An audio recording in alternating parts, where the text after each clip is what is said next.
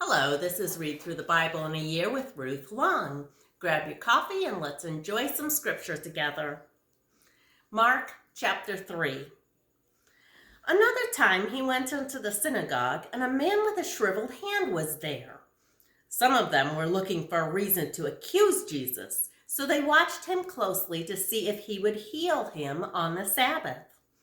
Jesus said to the man with the shriveled hand, "Stand up in front of everyone."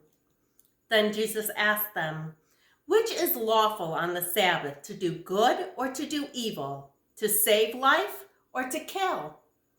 But they remained silent. He looked around them in anger and deeply distressed at their stubborn hearts, said to the man, "Stretch out your hand." He stretched it out, and his hand was completely restored. Then the Pharisees went out and began to plot with the Herodians how they might kill Jesus. Jesus withdrew with his disciples to the lake, and a large crowd from Galilee followed. When they heard all he was doing, many people came to him from Judea, Jerusalem, Idumea, and regions across the Jordan and around Tyre and Sidon. Because of the crowd, he told his disciples to have a small boat ready for him to keep the people from crowding him. For he had healed many, so that those with diseases were pushing forward to touch him. Whenever the evil spirits saw him, they fell down before him and cried out, "You are the Son of God." But he gave them strict orders not to tell who he was. Jesus went up on a mountainside and called to him those he wanted, and they came to him. He appointed 12, designating them apostles, that they might be with him, and he might send them out to preach and to have authority to drive out demons. These are the 12 he appointed: Simon, to whom he gave the name Peter; James, son of Zebedee, and his brother John. To them he gave the name Boanerges, which means sons of thunder; Andrew, Philip, Bartholomew, Matthew, Thomas, James, son of Alphaeus, Thaddeus, Simon the Zealot, and Judas Iscariot, who betrayed him. Then Jesus entered a house, and again a crowd gathered, so that he and his disciples were not even able to eat. When his family heard about this, they went to take charge of him, for they said, "He is out of his mind." And the teachers of the law, who came down from Jerusalem, said, "He is possessed by Beelzebub. By the prince of demons he is driving out demons." So Jesus called them and spoke to them in parables. "How can Satan drive out Satan? If a kingdom is divided against itself, the kingdom cannot stand. If a house is divided against itself, that house cannot stand. And if Satan opposes himself and is divided, he cannot stand. His end has come. In fact, no one can enter a strong man's house and carry off his possessions unless he first ties up the strong man. Then he can rob his house.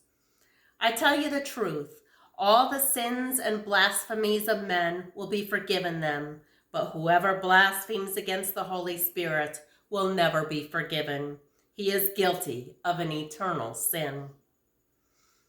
He said this because they were saying he has an unclean spirit. When Jesus' mother and brothers arrived, standing outside, they sent someone to call him. A crowd was sitting around him, and they told him, "Your mother and brothers are outside looking for you." "Who are my mother and my brothers?" he asked. Then he looked at those seated in a circle around him and said, "Here are my mother and my brothers. Whoever does God's will is my brother and sister and mother." Psalm chapter 31. In you, O Lord, I have taken refuge. Let me never be put to shame. Deliver me in your righteousness. Turn your ear to me. Come quickly to my rescue. Be my rock of refuge, a strong fortress to save me. Since you are my rock and my fortress, for the sake of your name, lead and guide me. Free me from the trap that is set for me, for you are my refuge. Into your hands I commit my spirit. Redeem me, O Lord, the God of truth. I hate those who cling to worthless idols. I trust in the Lord. I will be glad and rejoice in your love, for you saw my affliction and knew the anguish of my soul. You have not handed me over to the enemy, but have set my feet in a spacious place. Be merciful to me, O Lord, for I am in distress. My eyes grow weak with sorrow, my soul and my body with grief. My life is consumed by anguish, and my years by groaning. My strength fails because of my affliction. My bones grow weak. Because of all my enemies, I am the utter contempt of my neighbors. I'm a dread to my friends. Those who see me in the streets flee from me. I am forgotten by them, as though I were dead. I have become like broken pottery, for I hear the slander of many. There is terror on every side. They conspire against me and plot to take my life. But I trust in you, O Lord. I say, you are my God. My times are in your hands. Deliver me from my enemies and from those who pursue me. Let your face shine on your servant. Save me in your unfailing love. Let me not be put to shame, O Lord, for I have cried out to you. But let the wicked be put to shame and lie silent in the grave. Let their lying lips be silenced, for their pride and contempt. They speak arrogantly against the righteous. How great is your goodness, which you have stored up for those who fear you, which you bestow on the sight of men, on those who take refuge in you. In the shelter of your presence you hide them from the intrigues of men. In your dwelling you keep them safe from accusing tongues. Praise be to the Lord, for he showed his wonderful love to me. In my alarm I said, I am cut off from your sight. Yet you heard my cry for mercy when I called to you for help. Love the Lord, all you saints. The Lord preserves the faithful, but the proud he pays back in full. Be strong and take heart, all you who hope in the Lord. Genesis chapter 31. Jacob heard that Laban's sons were saying, Jacob has taken everything our father owned and has gained all his wealth from what belonged to our father. And Jacob noticed that Laban's attitude toward him was not what it had been. Then the Lord said to Jacob, Go back to the land of your fathers and to your relatives, and I will be with you. So Jacob sent word to Rachel and Leah to come out of the fields where their flocks were. He said to them, I see that your father's attitude toward me is not what it was before, but the God of my father has been with me. You know that I've worked for your father with all my strength, yet your father has cheated me by changing my wages 10 times. However, God has not allowed him to harm me. If he said the speckled ones will be your wages, then all the flocks gave birth to speckled young. And if he said the streaked ones will be your wages, then all the flocks bore streaked young. So God has taken away your father's livestock and given them to me. In the breeding season, I once had a dream in which I looked up and saw that the male goats mating with the flocks were streaked, speckled, or spotted. The angel of God said to me in the dream, Jacob? I said, Here I am. And he said, Look up and see that all the male goats mating with the flocks are streaked, speckled, or spotted. For I have seen all that Laban has been doing to you. I am the God of Bethel, where you anointed a pillar and where you made a vow to me. Now leave this land at once and go back to your native land." Then Rachel and Leah replied, "Do we still have any share in the inheritance of our father's estate? Does he not regard us as foreigners? Not only has he sold us, but he has used up what was paid for us. Surely all the wealth that God took away from our father belongs to us and our children. So do whatever God has told you." Then Jacob put his children and his wives on camels, and he drove all his livestock ahead of him, along with all the goods he had accumulated in Padan Aram, to go to his father Isaac in the land of Canaan.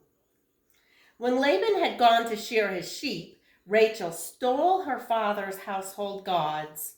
Moreover, Jacob deceived Laban the Aramean by not telling him he was running away. So he fled with all he had, and crossing the river, he headed for the hill country of Gilead. On the third night, Laban was told that Jacob had fled. Taking his relatives with him, he pursued Jacob for 7 days and caught up with him in the hill country of Gilead. Then God came to Laban the Aramean in a dream at night and said, "Be careful not to say anything to Jacob, either good or bad." Jacob had pitched his tent in the hill country of Gilead, where Laban overtook him, and Laban and his relatives camped there too. Then Laban said to Jacob, "What have you done? You've deceived me, and you've carried off my daughters like captives in war. Why did you run off secretly and deceive me? Why didn't you tell me so I could send you away with joy and singing to the music of tambourines and harps? You didn't even let me kiss my grandchildren and my daughters goodbye. You have done a foolish thing. I have the power to harm you, but last night the God of your father said to me, 'Be careful not to say anything to Jacob, either good or bad.' Now you have gone off because you longed to return to your father's house. But why did you steal my gods?"